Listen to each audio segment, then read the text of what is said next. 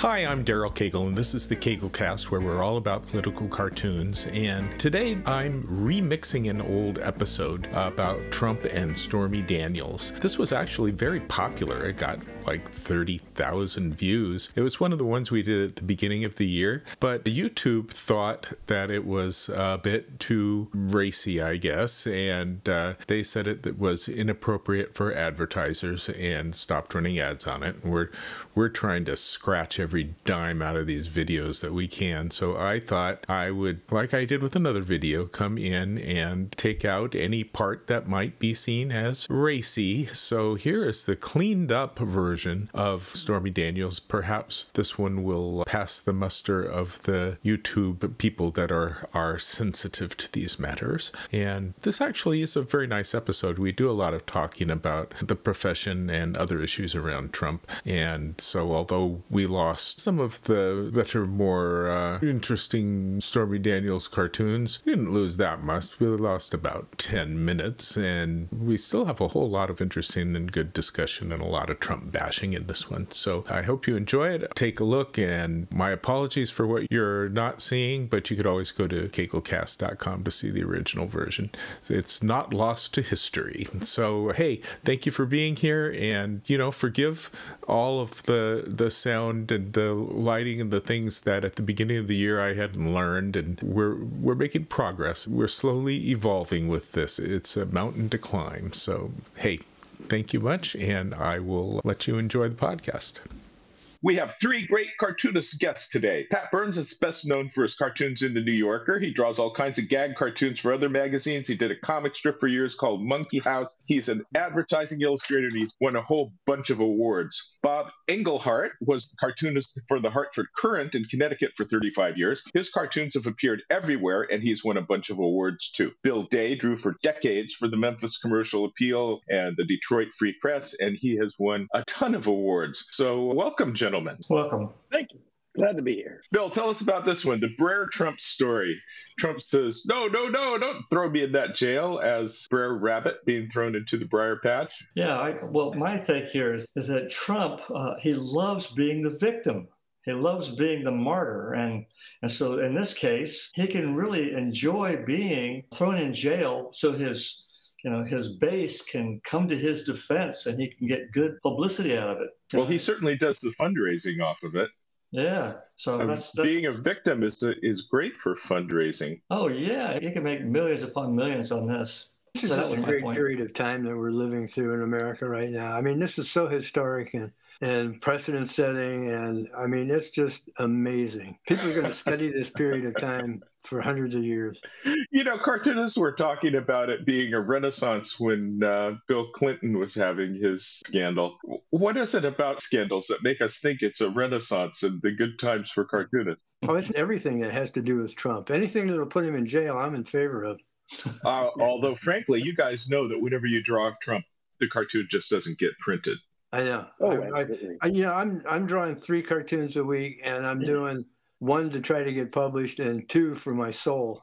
Well, that's a good plan, because we have to have a certain small percentage that the editors want in order to allow us to draw the rest that nobody sees. That's right. You have to pay for your art. Well, thank you for that, Bob. Put a little bit of food on the table. Here's one by John Darko. He's got Horseface and Trump. Of course, Trump calls Stormy Daniels Horseface. Stormy Daniels says, "Hey, you paid $130,000 to get with this Horseface, big boy." And Trump, who is a horse's ass, says, "Nobody has more respect for women than Donald Trump." I got to contest that Horseface notion that he brings up. She has actually roundish, almost to wide face, which is the opposite of a horse face. So, I mean, just aesthetically. I agree, and I think the person with the real horse face is Marjorie Taylor Greene. She has a horse face.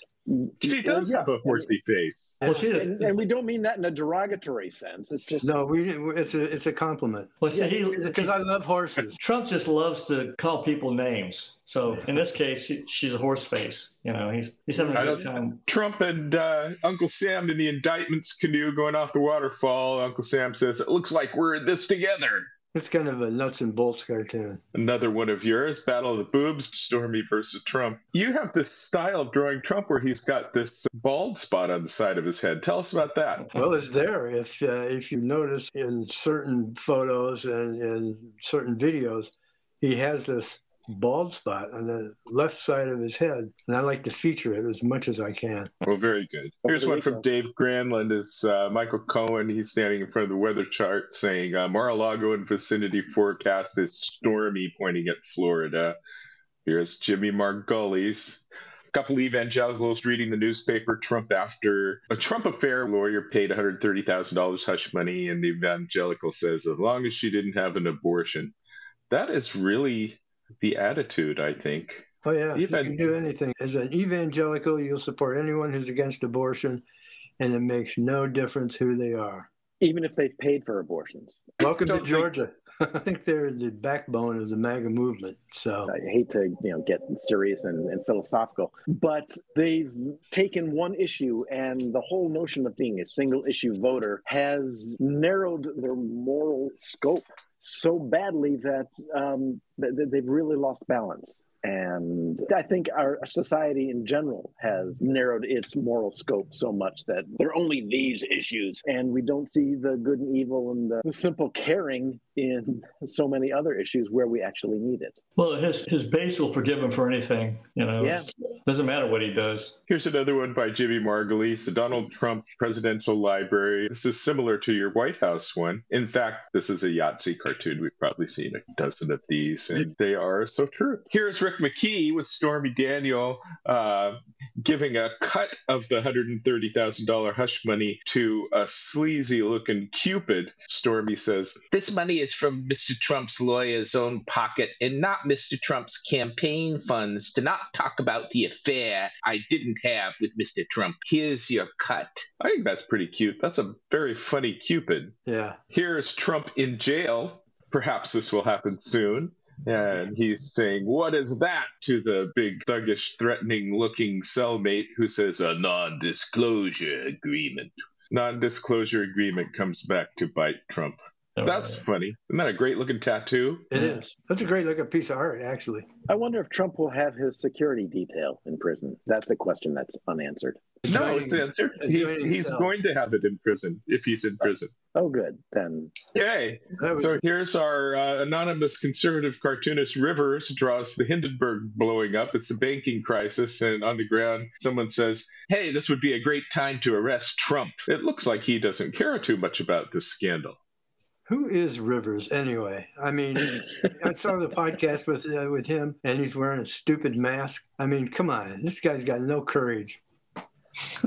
Yeah, well, you got all these other conservative cartoonists on the site who signed their names to it. Thank you. Well, it's nice art anyway. Yeah, and I have no trouble with anybody being anonymous that wants to be anonymous. It's fine with me. We've got, especially around the world, we've got 2 cartoonists that were put into jail last year in our group.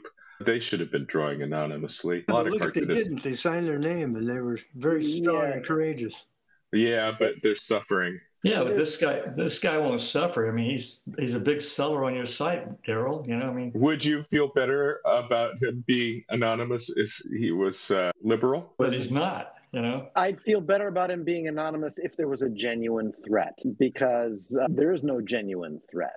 Right. There's a history of artists drawing under pen names and people don't know or care who they are. There's a cartoonist in Austria who drew for decades under the name of a woman, and everybody thought he was a woman, and a competing paper outed him, and people didn't care. He kept drawing as her, and everybody forgot. That's cartoonist Martin Siskowitz, who you can see on our site, who also draws as Rachel Gold. Well, Rachel Gold is a more interesting name than Siskowitz. Well, Rachel Gold is kind of a provocative name either. He picked a Jewish persona because of the Austrian guilt about their role in World War II. He was sympathizing with a people that were marginalized. Yeah. I'm trying to find the correlates here, and I'm not finding them. The correlate is just that he was drawing anonymously, and it wasn't because of a threat. Conservative, we're the victim kind of thing. I'm the victim, so I gotta be anonymous. Yeah, right. Well, you know, So hard to compare. I enjoy watching Rivers because his artwork is beautiful. So I don't agree with his politics, but I love looking at his art. You guys want to be on a podcast with Rivers? Not if he's going to wear a mask. Only if I can wear a mask. Yeah, You can all wear masks. Let's all do it. We'll all wear a mask. I don't mind if you all wear a mask. That would make for a funny Maybe podcast. anonymous. Yeah. It shows your sympathy for Rivers. You're right. All right.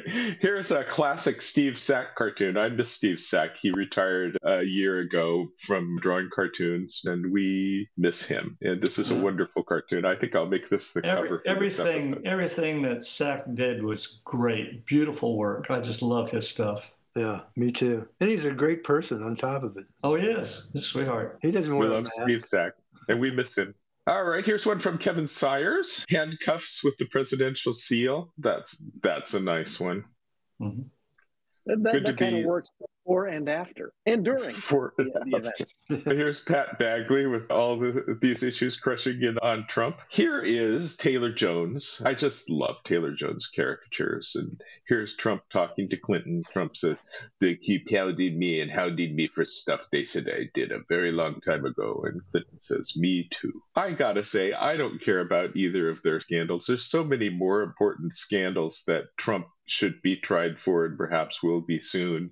Well, again, that's going back to Clinton wasn't impeached for the scandal; he was impeached for the perjury. And Trump is not facing the potential indictment for a scandal or even the hush money, but for the misappropriation of funds. So, let's zero in on the real issue. So that, because whataboutism loves to deflect. And the more we focus on what the real issue is, I think there's actually more potential for irony and humor. I don't think we have cartoons that point out the misappropriation of funds. The accountants are less sexy. Oh, case in point.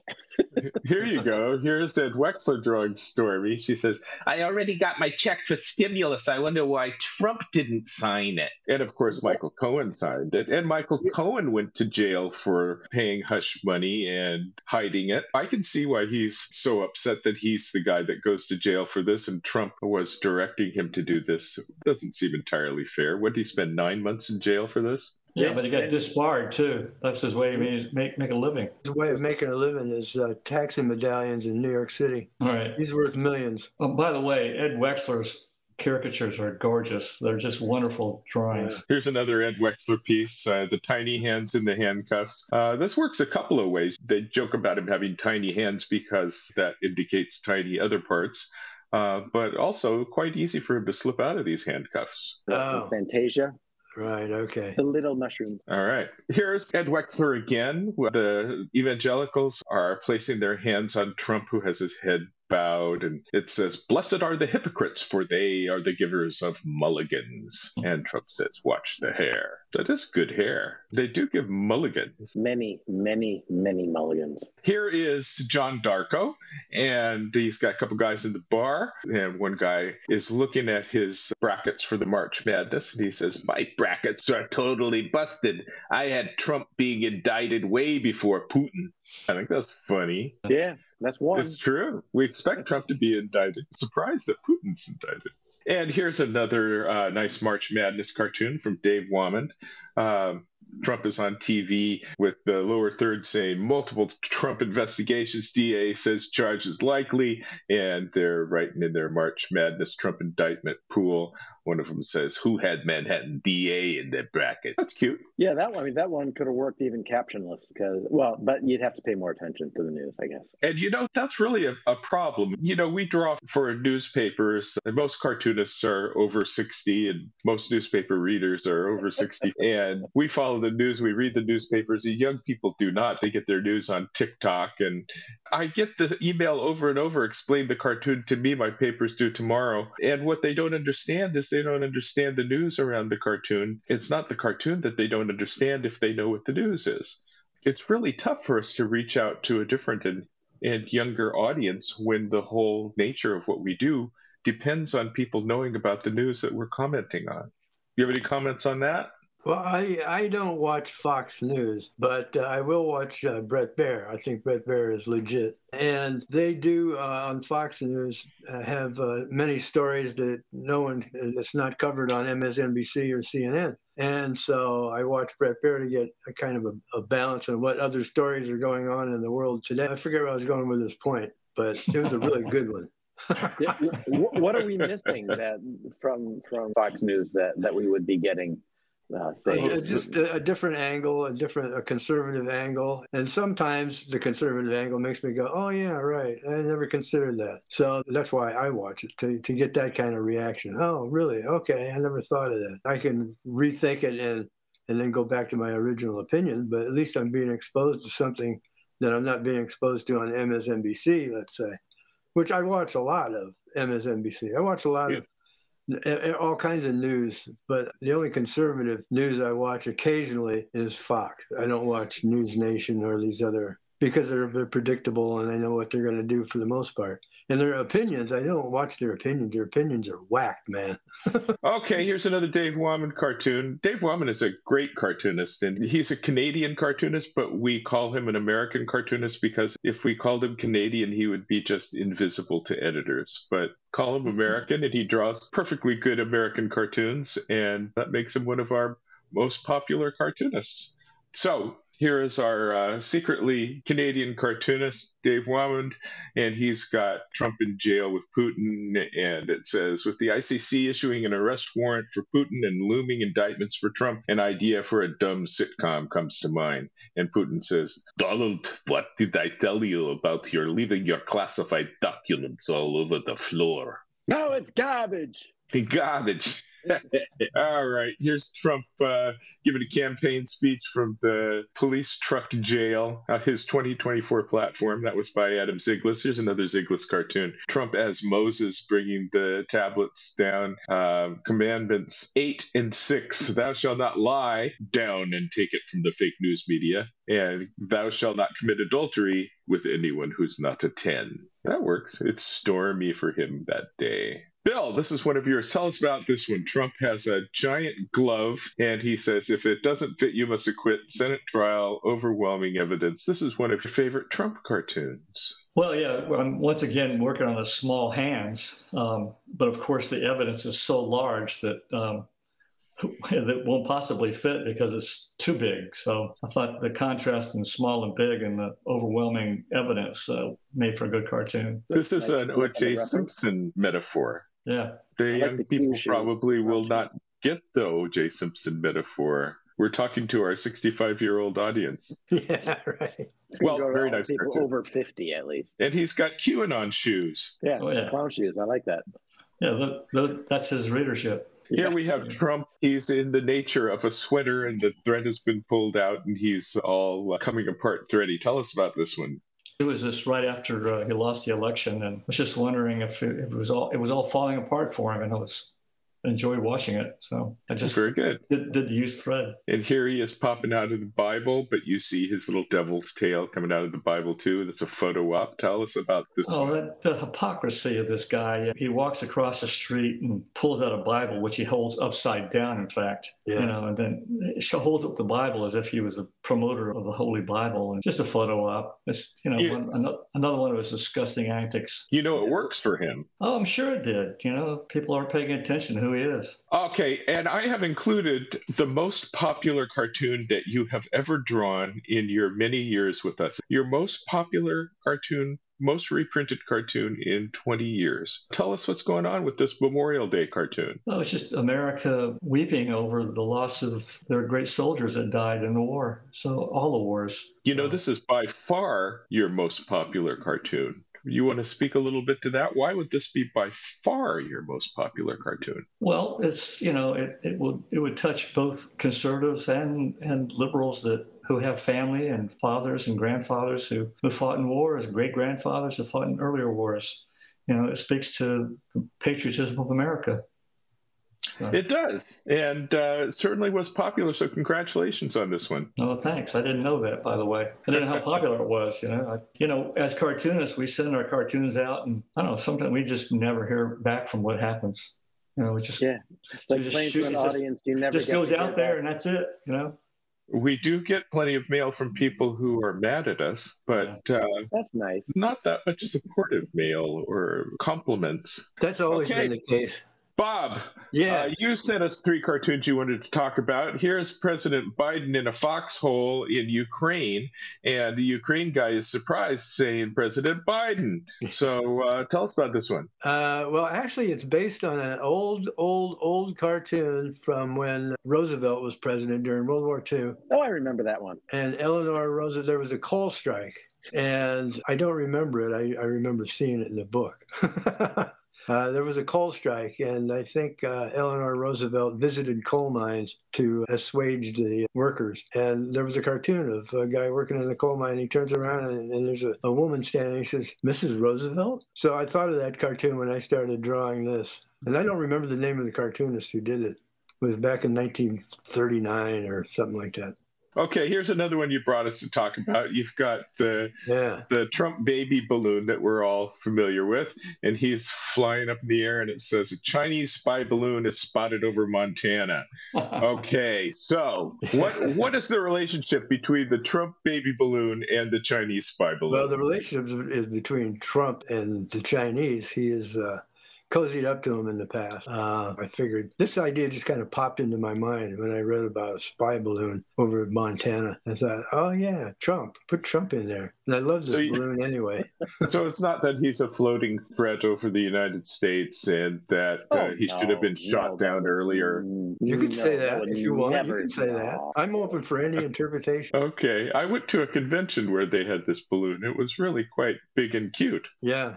Okay, here's your last one you wanted to talk about. This is Marjorie Taylor Greene, and she's in the psychiatrist's office lying on the couch. The psychiatrist is jumping out the window either to get away or to end all this madness. And Marjorie Taylor Greene says, "And here's another thing." Yeah, I like using her initials with her name on the label, empty, as an empty mind, empty soul, empty heart, empty green. I like drawing cartoons like this that show a before and after and a during. You can see by it that the psychiatrist has been listening and he can't take anymore and he jumps out the window. So, is he committing suicide or is he just getting away? I don't know. You have to ask the psychiatrist. And this is your most popular cartoon ever, again by a wide margin. You've got the man proposing to the woman. Instead of giving her a ring, he's giving her a gas can, and he says, "Will you marry me?" The point being that gas is more valuable than a diamond ring. I have to confess, this cartoon, I drew this cartoon to get it published in the newspaper. I was looking at So you're a little cynical about this one. I was looking at all the cartoons that are being published and the most popular and so on. I thought, I got to come up with something that's not going to be offensive to anybody. Did you draw an Expensive Eggs cartoon? No, I did not. You know, those are by far the most popular cartoons recently. Yeah, but I get my eggs from Aldi. So, yeah.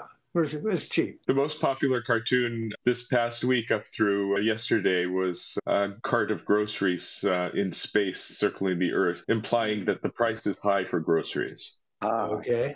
Yeah. All right. Okay.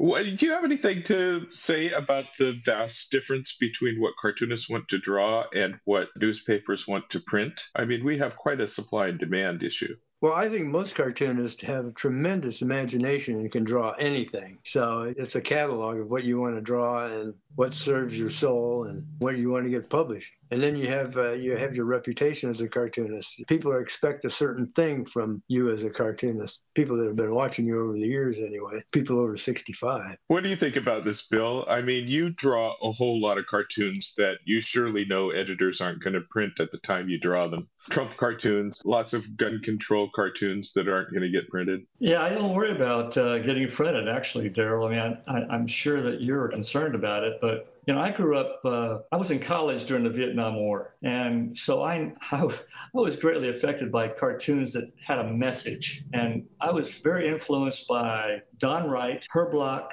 and Paul Conrad, and many more, but especially them. And when I was becoming a cartoonist, I loved the fact that they had something to say. And so I tend to think of cartoons as, what's the message? What's the value of what I'm going to draw?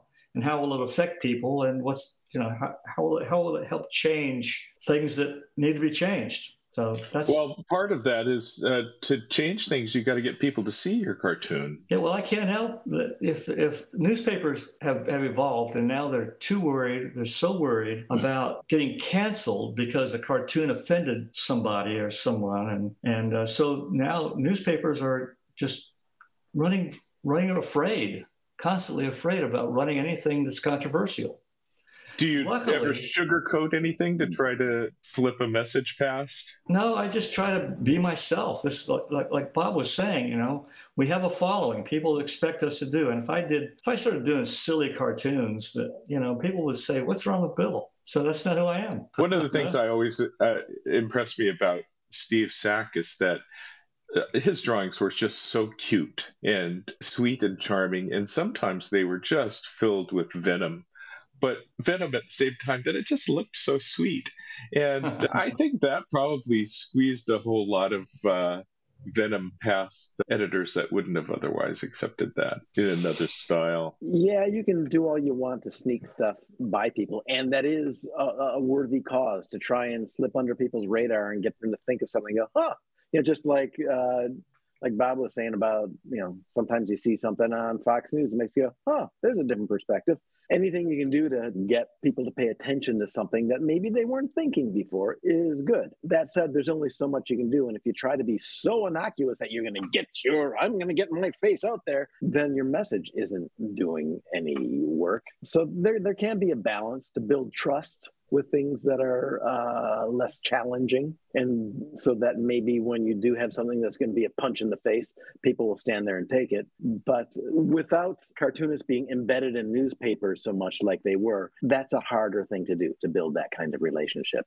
So we do have a challenge ahead of us. Years ago, there used to be cartoonists who had jobs at newspapers, and they would have each of their cartoons appear in the newspaper. They could build a relationship with the readers. Yeah, and we were doing 5 a week, and we could piss people off on Tuesday, but make them love us on Wednesday, and make them think on Thursday, and piss them off again on Friday. And I mean, we had a whole week to run the gamut of emotions and opinions. Yeah. Well, now that editors are looking at 25 cartoons a day and picking the one that's not going to get angry letters, that's cute and funny, it's a tough competitive environment, and the cartoons are treated as though they're fungible, wheat. You might as well get it here, might as well get it there. And I don't think the editors get to know the cartoonists. One of the things I'm trying to do with this podcast is get the editors to meet the cartoonists, get a sense of who they are as real people and where they're coming from.